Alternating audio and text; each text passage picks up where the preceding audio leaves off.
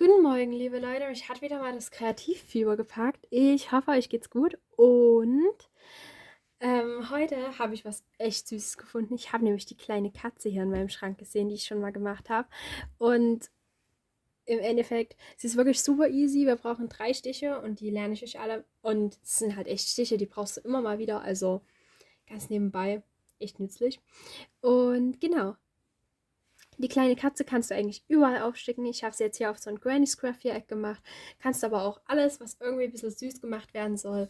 Stirnbänder, kleine Taschentopflappen, das Übliche. Oder auch, wenn du eine einfarbige Jacke hast, einfach auf die Jackentaschen drauf. Einfach um das ein bisschen zu was Besonderem zu machen, kann man die, glaube ich, echt vielfältig verwenden.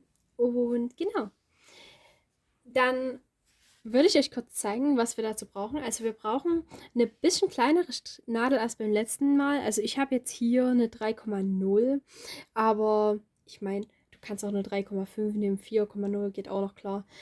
Viel größer, viel kleiner würde ich nicht nehmen, das übliche. Farben ist auf jeden Fall freie Verfügung. Das Einzige, was ich empfehlen würde, ich habe jetzt bei der so Plastikaugen genommen, aber wenn ihr zum Beispiel noch keine Plastikaugen habt oder so, wäre ein schwarzes Garn ganz gut. Und ansonsten Fellfarbe könnt ihr euch selber aussuchen. Wenn man dann einmal drin ist, kann man auch die Fellfarben mischen, aber ich würde für heute erstmal von Anfang erstmal eine Farbe nehmen. Aber theoretisch kann man dann sogar so das Fellmuster seiner eigenen Katze nachgestalten. Genau, und wenn ihr euch natürlich die Augen aufsteckt, dann wäre es gut, ein paar Nadeln zu haben, die praktisch hier oben diese Nadelöhre ein bisschen breiter sind. Einfach, dass die Wolle auch durchgeht, weil sowas ganz Dünnes, wie man zum Nähen zum Beispiel sonst hat, würde da einfach nicht funktionieren.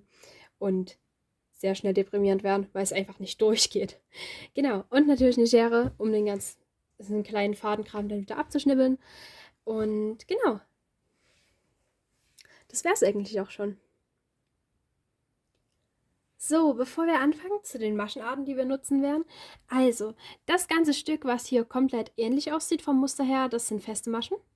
Für den Anfang hier unten werden wir ein paar Luftmaschen brauchen. Und für die Ohren, einfach um da den Höhenunterschied klar zu machen, brauchen wir mal gucken, Stäbchen oder vielleicht Doppelstäbchen. Aber das klingt viel schwieriger als es ist, zeige ich euch dann.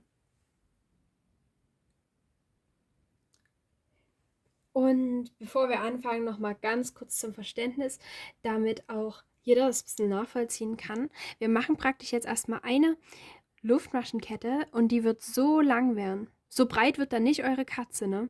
Das ist dann schon praktisch der Bauch und der Schwanz, also praktisch das. Deswegen werde ich dann sagen, ihr nehmt das Doppelte von dem, was eure Katze praktisch breit sein soll. Dann häkeln wir das hier auf den Luftmaschen mit feste Maschen zurück gehen dann wieder hier rüber mit feste Maschen, praktisch bis wir das komplette Luftmaschenband einmal mit feste Maschen umhäkelt haben. Und danach machen wir immer wieder hin und her, ungefähr auf der gleichen Länge, bis wir oben sind und sagen, okay, so hoch soll die Katze werden. Und dann machen wir halt auf einer Seite nochmal ein bisschen die Höhe mit den Stäbchen, Doppelstäbchen, mal gucken. Und dann gehen wir ganz, ganz flach rüber, machen ein paar Luftmaschen und machen nochmal Stäbchen. Also so wird es laufen. Aber falls es jetzt gerade schwierig oder überrumpelnd klingt, keine Sorge, erkläre ich ganz genau. Nur, dass man sich das ein bisschen vorstellen kann, falls es am Anfang übelst breit aussieht oder so. So, für die Katze, die ich heute machen werde, habe ich mir so ein bisschen Rotbraun rausgesucht. Und das sieht dann so aus. 15 Gramm, damit kommt man super hin. 25 Meter, genau. Und die Nadel habe ich jetzt ein bisschen kleiner genommen, einfach damit das hier bei der Katze schön engmaschig wird und dass da nicht irgendwie Löcher zwischendrin sind. Und nun fangen wir auch schon an mit dem ersten Schritt. Und zwar brauchen wir für den so einen Schlaufenknoten, der praktisch genau am fortlaufenden Faden ein bisschen vorne dran ist. So sieht's aus. Das ist das Ziel. Größenvergleich mit unserer Nadel. Die muss da dann praktisch gut durchlaufen können. Einfach, dass du den Faden gut durchholen kannst. Machen wir das mal. Also, wir brauchen praktisch das Garn, was wir jetzt für die Fellfarbe ausgewählt haben. Suchen den Anfang. Es kann manchmal ein bisschen länger dauern. Aber ich habe ihn jetzt schon mal vorausgesucht. Also hier so. Und den nehmen wir erstmal doppelt. Wer Schlaufenknoten noch nicht kann, würde ich ungefähr ein Stück nehmen, was so lang ist wie deine Handfläche. Einfach um das Ganze ein bisschen easier zu machen. Genau. Und dann wickelst du das doppelte Stück einmal um deinen Finger. Und dann hast du noch ein Stück von dem doppelten Faden, was praktisch dann die Schlaufe wird, übrig. Und das Stück nimmst du, gehst damit unter den Kreis und ziehst es durch den Kreis nach oben. Und dann ziehst du einfach mal das Ganze ein bisschen fest, hältst auch schön hier hinten das Ende mit fest. Dann hast du einen riesigen Schlaufenknoten, klar. Und das kann man dann einfach noch ein bisschen festziehen. Ich ziehe das jetzt einfach ein bisschen fest, weil ich habe das jetzt zu groß genommen, aber ich muss ja auch groß sein, damit man es gut sehen kann. So, nehmt es ein bisschen kleiner. So, und wenn man es da ein bisschen kleiner gemacht hat, sieht es so aus wie unser Beispiel bestenfalls. Wenn nicht, einfach doch mal von vorne und nochmal probieren. So, jetzt gehen wir hier einmal mit unserer Nadel erstmal durch den Ring, den wir gemacht haben. Wickeln um den Finger, wie immer. Nicht zu fest, weil sonst wird es dann auch schwierig zu häkeln. Also ein bisschen locker, ein bisschen fest. Halten das ein bisschen fest. Und dann fangen wir schon an mit den Luftmaschen. Und dazu habe ich euch hier einen kleinen Reminder hingelegt. Der ist süß und der hilft euch. Praktisch die erste Linie von der Katze. Diese Luftmaschenreihe sind 20. Und das, was wir immer hier hin und her machen mit den festen Maschen, sind 10. Lassen wir einfach mal hier liegen. Da könnt ihr nochmal zurückgucken, falls ihr es mal vergessen habt. Und genau das machen wir jetzt auch. Wir fangen an mit Luftmaschen. Okay, wer es noch nicht kennt, ich erkläre es ganz kurz, weil wir brauchen ja 20 davon, da sollte es schon laufen. Genau, wir nehmen die Nadel erstmal durch die Schlaufe, die wir gemacht haben. Dann holen wir den Faden, drehen die Nadel minimal ein und holen sie praktisch durch dieses Öhrchen, was wir am Anfang gemacht haben, sodass wir praktisch eine Luftmasche haben. Das war es auch schon. Und genau das wiederholen wir jetzt für jede der weiteren 19 Luftmaschen. So, jetzt haben wir praktisch hier das Luftmaschenband von 20 Maschen. Ich lege es ganz kurz auf, dass ihr nochmal seht, was wir jetzt haben, damit ihr auch gut die nächsten Schritte nachvollziehen könnt. Es ist praktisch jetzt die äußerste Linie hier von Po und Schwanz. Passt. Okay. Und jetzt müssen wir praktisch die ganze Reihe nochmal mit festen Maschen nachgehen, damit es dann auch so schön dick wird. Das ist das Ziel. I show you how. Und zwar mit festen Maschen. Die sind praktisch fast genauso einfach wie Luftmaschen und dienen einfach dazu, ein Bändchen ein bisschen dicker zu machen. Eignen sich auch für kleine Armbänder zum Beispiel, wenn man am Anfang ist. Jo. Machen wir direkt mal los. Also, ihr guckt euch jetzt hier eure Luftmaschen an und die haben wieder hier immer so 2 kleine Dinge. Und ihr geht jetzt einfach mal in die kleinen Dinger rein. So, 1. Holt den Faden da durch. Dann habt ihr hier auf eurer Nadel 2 drauf und da holt ihr einfach den Faden wieder durch. Und das machen wir jetzt einfach bei jedem. Hier siehst du, sind wieder so 2. Du gehst dazwischen rein und dann hast du hier dieses kleine, bisschen dickere Ding. Nicht verwirren lassen, es trotzdem wird gezählt als 1. Faden durchholen. Und dann haben wir wieder hier 2 drauf. Und dann haben wir es. Genau, dann haben wir schon unsere zweite feste Masche gemacht. So. Und dann machen wir das praktisch jetzt für das komplette Stück. Und hier seht ihr schon so, es wird jetzt dicker. Das ist praktisch die Schwanzspitze dann. Und das machen wir jetzt, bis wir hier am Ende sind. So, kurzes Motivations-Zwischenupdate. So sieht es dann aus, wenn man das auch so macht. Praktisch. Hast du dann hier unten noch die Reste von den Luftmaschen.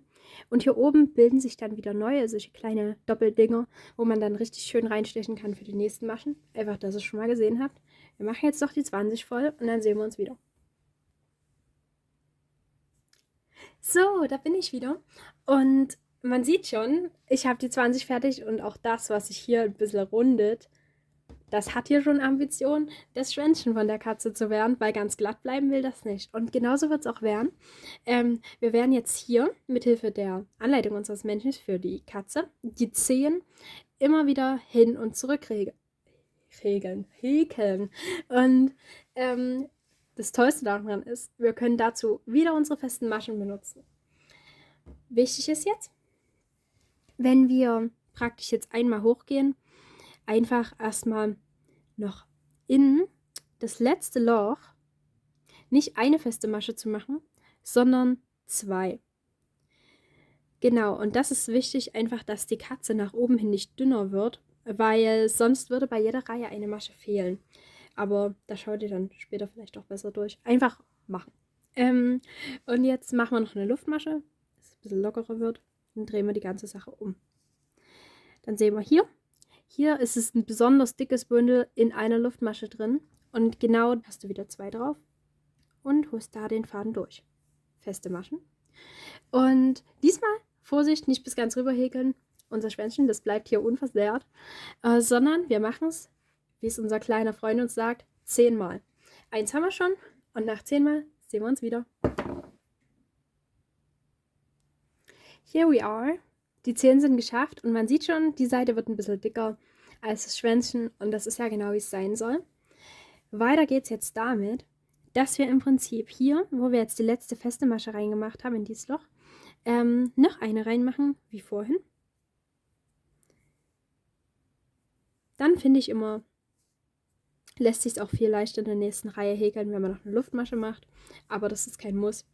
Und dann drehen wir die Sache, also ich hatte es ja gerade so gehalten und dann drehen wir es so und häkeln wieder in die letzte feste Masche unter die 2 kleinen Dinger unsere nächste feste Masche rein.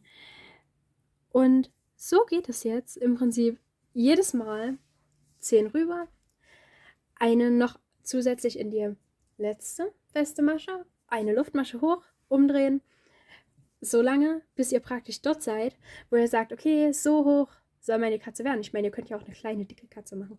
Ist ja auch süß. Oder eine große, schlanke Katze. Ja, könnt ihr auch richtig lang machen und dann näht ihr die an die Seite von eurem Stiefel drauf. So. Also, da sind wirklich der Fantasie keine Grenzen gesetzt.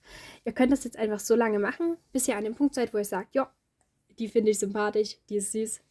Und an dem Punkt sehen wir uns dann wieder. Kurze Zwischendurcherinnerung von unserem kleinen Kumpel. Immer schön an die 10 denken. Genau, so ist der Zwischendurchstand bei mir. Mal gucken, wie es weitergeht. So, here we go again mit unserem kleinen rundlichen Katzenkörper. Weiter geht's. Jetzt mit natürlich, ja okay, was fehlt denn jetzt noch? Schlauer Menschenverstand, die Ohren.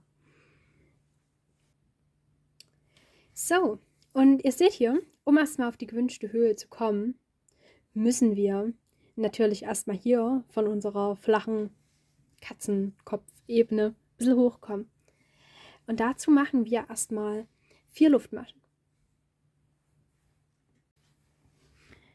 Die kennen wir ja schon.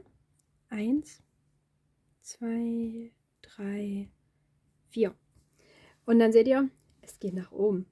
Jetzt geht es darum, praktisch den Platz ja auszufüllen, dass es ein bisschen dreieckig wird. Dazu drehe ich das mal rum, weil da lässt sich es für mich besser machen. Linkshänder und so. Praktisch gehen wir erstmal hier in diese Masche, also praktisch hier kommen wir aus dieser Masche. Und an die nächste praktisch gehen wir jetzt erstmal rein. Und zwar mit einem Stäbchen. Stäbchen funktioniert folgendermaßen. Wir gehen einmal um den Faden rum und machen den Umschlag mit der Nadel. Das heißt, einmal von vorne so hinten um den Faden rumgehen, bis der einmal hier drum gewickelt ist. Und dann gehen wir hier in das besprochene kleine Link rein.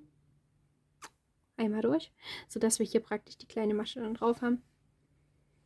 Und durch diese kleine Masche holen wir dann einmal den Faden, wie bei der festen Masche. Einzigster Unterschied ist, dass wir jetzt nicht 2, sondern 3 drauf haben.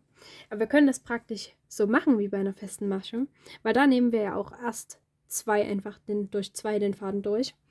Und genauso machen wir das jetzt auch hier. Wir gehen erst mit dem Faden durch die ersten 2 und dann bilden sich wieder 2 und dann gehen wir durch die 2. Schwuppsi. Und hier stützt jetzt praktisch dieses Stäbchen schon mal ein bisschen unsere Höhe. Aber ihr seht, ist alles noch ein bisschen wabbelig. Wir machen noch ein Stäbchen. Also noch ein Umschlag. wieder in das gleiche Loch, bitte. Faden durchholen, dann haben wir 3 drauf. Und durch die 3 erst durch die ersten 2 und dann durch die nächsten 2. Katzenohrteppich. Okay. Und genau das gleiche würde ich jetzt einfach nochmal wiederholen. Ein Umschlag, aber praktisch mit dem nächsten folgenden Loch, dass es noch ein bisschen Fläche bekommt, unser Katzenöhrchen. Dann wieder durch die ersten 2, durch die nächsten 2. Umschlag am Anfang nicht vergessen.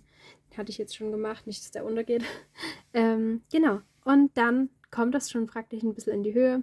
Und das Tolle ist, dadurch, wenn du das dann irgendwo aufstichst, kannst du das auch nochmal ein bisschen zum Beispiel in die Höhe ziehen.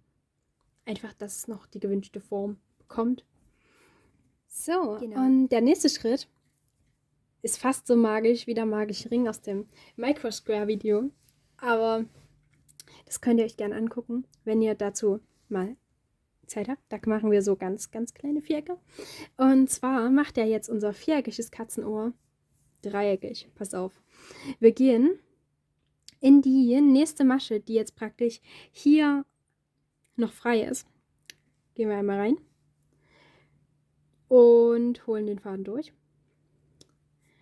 Aber wir holen jetzt praktisch den Faden, den wir durchgeholt haben, direkt durch den Faden, den wir noch drauf haben. Das ist ein bisschen Gefummel, aber wenn man das dann festzieht, holt das praktisch unser Katzenohr hier nach unten, was es schon in eine dreieckige Richtung bringt. Wie gesagt, Shaping machen wir am Ende. Dann haben wir jetzt für unser Katzenohr 4 Maschen gebraucht. Hier drüben brauchen wir für das nächste auch wieder 4 Maschen. Dann haben wir hier noch 2 in der Mitte und durch die müssen wir praktisch so flach wie möglich kommen. Einfach, dass wir keinen großen Höhenunterschied haben. Looks like this. So, und da gehen wir einfach durch und machen es, wie wir es gerade auch schon gemacht haben. Wir holen den Faden durch und ziehen den durchgeholten Faden direkt durch den wir noch auf der Nadel haben. 2-mal. So. Und dann haben wir praktisch hier bestenfalls noch so 3, 4 Maschen übrig. Und praktisch gehen wir jetzt noch in die nächste. Gleicher Trick. Einmal Faden durchholen und direkt durch den Faden, den wir auf der Nadel haben, holen. Aber jetzt ist der Unterschied, dass wir wieder in die Höhe gehen müssen. Das heißt, wir machen sie hier bei unserem Kätzchen erstmal ein paar Luftmaschen. Und zwar 1, 2, 3. Los geht's. Luftmaschen kennen wir ja schon. Und dann können wir heute am Ende dieses Videos von uns sagen, dass ihr heute 3 neue Maschenarten gelernt habt und eine super süße Katze hier habt. Ist das nicht toll? Also, wenn das nichts ist.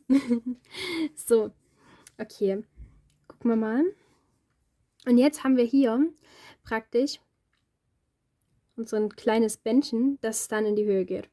Und jetzt lassen wir eine Masche frei, machen wieder einen Umschlag für ein Stäbchen, wer sich erinnert, lassen die eine frei und gehen in die nächste rein, holen dort einen Faden durch, dann haben wir wieder 3 drauf, durch die ersten 2, durch die nächsten 2.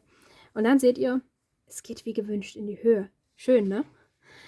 So, dann holen wir praktisch noch einen Umschlag, machen das gleiche Stäbchending nochmal in die gleiche Masche, dass es wieder ein bisschen Volumen bekommt. Und zum Abschluss machen wir das Ganze auch nochmal in die letzte Masche, die wir auf der Reihe haben. Die ist bei mir hier. Da gehen wir wieder, Umschlag und noch ein Stäbchen. Und dann haben wir auch schon unseren kleinen Katzenteppich fertig. Und ich meine, guckt doch mal bitte, wie süß die schon ist. Also jetzt müsst ihr euch selber schon mal ein bisschen wertschätzen. Kurze Selbstwertschätzungsminute und Applaus natürlich. Die ist süß. Und damit wir sie fertig machen können, ist jetzt der nächste Schritt. Oh mein Gott, die Arme. Muss ich jetzt ihre Augen wieder wegnehmen. Aber die kriegt sie dann bald nochmal süßer wieder. Wir schneiden die ganze Sache ab.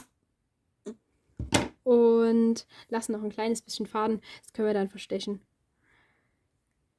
Aber die ist ja jetzt nicht der krasse Gebrauchsgegenstand, wo das übelst bombenfest verstochen werden muss. Also macht euch keine Sorge. keine Sorge, keine Sorge. Da macht euch keine Sorgen. Die wird jetzt nicht gleich wieder auseinanderfallen, bloß weil ihr das nicht ordentlich verstecht. Hauptsache, ihr zieht das dann nochmal ordentlich fest, nachdem ihr es abgeschnitten habt. Genau. Und dann braucht ihr so eine Nadel mit einem großen Öhr. Die sind übrigens, wenn man Patchwork macht, richtig, richtig nützlich. Weil du hast halt Haufen kleine Farbreste, Wollen, die du da irgendwie verstechen musst. Genau. Dann nimmst du den Faden, drehst ihn ein bisschen ein. Notfalls kannst du ihn auch ein bisschen nass machen, wenn er nicht durchs Nadelöhr geht. Oder du nimmst ein riesiges Nadelöhr, dann geht das immer. Und dann gehst du einfach hier zwischen den Maschen an der Seite deiner Katze ein bisschen rein mit deiner Nadel und ziehst den Faden da durch. Oh mein Gott, jetzt habe ich ihr erst Augen gegeben. Es wirkt jetzt, als hätte sie Gefühle und dann muss ich sie nochmal mit der Nadel durchbohren. Ist auch nicht ganz menschlich, oder? Aber naja, da muss ich jetzt durch. Wer schön sein will, muss leiden. Genau. Das ziehen wir jetzt dann einmal hier ein bisschen rein, den Faden. Das kleine Stück am Ende, das können wir dann abschneiden und dann geht das alles. Und wenn wir es dann ein bisschen lang ziehen, ist der Faden verschwunden. Wunderschön. So, und jetzt könnt ihr eure Ohren noch ein bisschen in Form bringen, einfach in dem Moment, wo ihr sie zwischen euren Fingern ein bisschen zusammendrückt oder so. Shaping. Und genau. Jetzt geht's, wer hätte es gedacht, an die Augen. Just saying, nur mal so nebenbei, die Augen, ich glaube, ich behalte die mir. Guckt euch das doch mal an. Oh mein Gott, du kannst damit alles süß machen, sogar das kleine schwarze Garn für die Augen. Oh mein Gott, oh mein Gott. Okay, und genau um die Augen geht es uns jetzt auch. Ihr braucht das kleine schwarze Garn und praktisch anfangen suchen, das Übliche. Und dann schneidet ihr euch erstmal 2, ja, ich würde sagen, Stückchen zurecht, die ungefähr so lang sind wie eure Hand. Wir werden die nicht brauchen, so extrem lang. Ich glaube, ihr könnt das besser einschätzen, wenn ihr das ein paar Mal gemacht habt. Aber es ist einfach beim Verstechen besser, wenn es nicht zu kurz ist, weil sonst rutscht es vielleicht mal wieder raus und das ist echt ärgerlich. Deswegen ein bisschen länger am Anfang. Was macht man jetzt süß? Ich glaube, wir machen mal die Katze süß. Okay. Weiter geht's. Wir nehmen uns praktisch jetzt wieder unsere Nadel mit dem dicken Nadelöhr und einen dieser schwarzen Fäden. By the way, den hier können wir auch noch verstechen. Funktioniert wie der andere. Und dann können wir erstmal ganz grob anfangen durchzuziehen, wie ja, unsere Katze praktisch gucken soll. Und am besten eignet sich dazu, wenn du hier sind ja immer diese ganz kleinen praktisch Häufchen. Wenn du die einmal so und einmal so und einmal so und dann nochmal kreuz und quer umstichst, dann wären das kleine runde Augen. Was aber zum Beispiel einfacher wäre, wäre so eine Zwingernkatze, wo du sagst, du stichst einmal rüber und nochmal rüber, dass du praktisch wie ein kleines, ja, halbes Dreieck hast, was einfach wie ein zwinkerndes Auge ist. Genau. Oder man macht es halt ganz einfach und macht, wie ich es hier gemacht habe, dass man sich halt die kleinen Plastikaugen einfach durchfädelt. Wer die aber gerade nicht da hat, für den zeige ich jetzt noch die Aufsticktechnik. Und wer die aber da hat, kann auch gerne schon zum Ende vorspulen und sich daran erfreuen, dass er jetzt sowas Süßes gemacht hat. So, für mein erstes Auge habe ich mir jetzt dieses Ding rausgesucht. Ich werde jetzt ein normales Auge erstmal stechen. Und zwar gehen wir dazu jetzt praktisch neben dem Ding erstmal rein. Faden ist in der Nadel, selbsterklärend irgendwo. So.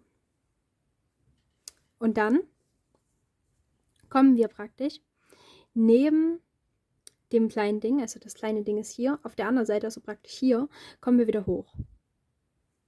Mit unserer Nadel. So. dann haben wir schon mal ein geschlossenes Auge. Wer das so möchte, kann das so lassen und verknoten. Ich mache jetzt noch weiter, weil ich möchte das noch ein bisschen runder machen. Und zwar gehen wir dann hier nochmal runter, ein bisschen in die untere Seite dieses kleinen Knötchens, was wir jetzt einfach von allen Seiten praktisch durchlöchern werden. Gehen wir hier oben wieder rein, neben dem, wo wir vorhin hin waren. Hier unten. Dann sind wir jetzt hinten, soweit. Gehen hier unten wieder rein.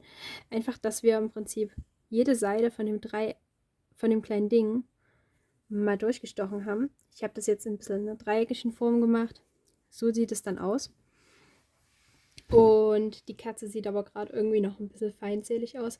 Deswegen gehe ich hier oben jetzt nochmal rein. Ziehe das hier durch. Jetzt wird es so langsam rund. Und dann gehen wir einfach hier unter den ganzen Dingern, die wir jetzt schon da durchgestochen haben, nochmal durch und wickeln praktisch darum einfach noch ein bisschen Faden, damit es noch ein bisschen rund, ein bisschen 3D wird. So sieht es jetzt aus und damit werden wir einfach die Mitte noch praktisch mit Faden übersticken, dass man da das Orange nicht mehr sieht und einfach auch niedlichkeitstechnisch.